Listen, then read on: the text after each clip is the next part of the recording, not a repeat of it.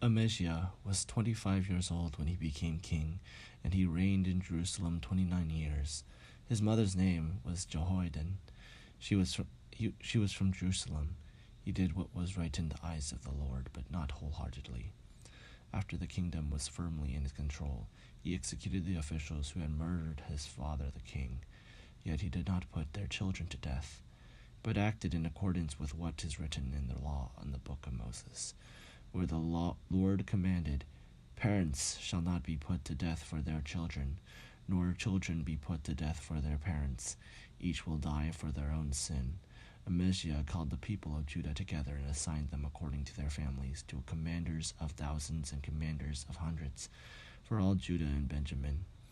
He then mustered those 20 years old or more and found that they were 300,000 men fit for military service, able to handle the spear and shield. He also hired 100,000 fighting men from Israel for 100,000 talents of silver.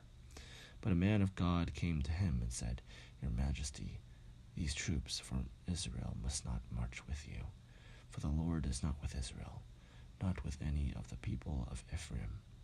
Even if you go and fight courageously in battle, God will overthrow you before the enemy, for God has the power to help or to overthrow." Amaziah called the man of God, "But what about the 100 talents I paid for these Israeli troops?" The man of God replied, "The Lord can give you much more than that." So Amaziah dismissed the troops who had come to him from Ephraim and sent them home. They were furious with Judah and left for home in a great rage. Amaziah then marshaled his strength and led his army to the valley of Salt, where he killed 10,000 men of Seir. The army of Judah was also captured 10,000 men alive, took them to the top of a cliff, and threw them down so that all were dashed to pieces. Meanwhile, the troops that Amaziah had sent back and had not allowed to take part in the war raided towns belonging to Judah, from Samaria to Beth-horon. They killed 3,000 people and carried off great quantities of plunder. When Amaziah returned from slaughtering the Edomites, he brought back the gods of the people of Seir. He sent them up as his own gods, bowed down to them, and burned sacrifices to them. The anger of the Lord burned against Amaziah, and he sent a prophet to him. He who said, "Why do you consult this people's gods, which you could not save their own people from your hand?" While he was still speaking, the king said to him, "Have we appointed you as an advisor to the king? Stop! Why be struck down?" So the prophet stopped, but said, "I know that the God has determined to destroy you because you have done this and have not listened to my counsel." After Amaziah, king of Judah, consulted his advisors, he sent this challenge to Jehoash, son of Joahaz, the son of Jehu, king of Israel. "Come, let us face each other in battle." But Jehoash, king of Israel, replied to Amaziah, king of Judah. A thistle in Lebanon sent a message to a setter in Lebanon, "Give your daughter to my son in marriage." Then a wild beast in Lebanon came along and trampled the thistle underfoot. You say to yourself that you have defeated Edom, and now you are arrogant and proud. But stay at home.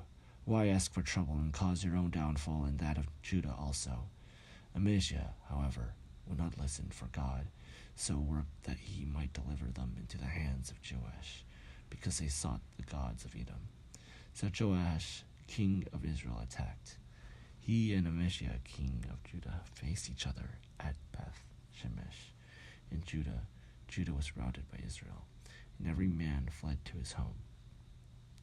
Joash, king of Israel, captured Amaziah, king of Judah, the son of Joash, the son of Ahaziah, at Beth Shemesh.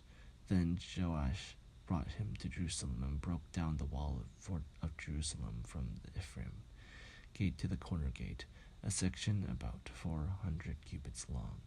He took all the gold and silver and all the articles found in the temple of God that had been in the care of Obed-Edom, together with the palace treasures and the hostages, and returned to Samaria. Amaziah, son of Joash, king of Judah, lived for 15 years after the death of Joash, son of Joaz, king of Israel. As for the other events of Amaziah's reign, from beginning to end are they not written in the book of the kings of Judah and Israel? From the time that Amaziah turned away from following the Lord, they conspired against him in Jerusalem, and he fled to Lachish. But they sent men after him to Lachish and killed him there. He was brought back by horse and was buried with his ancestors in the city of Judah.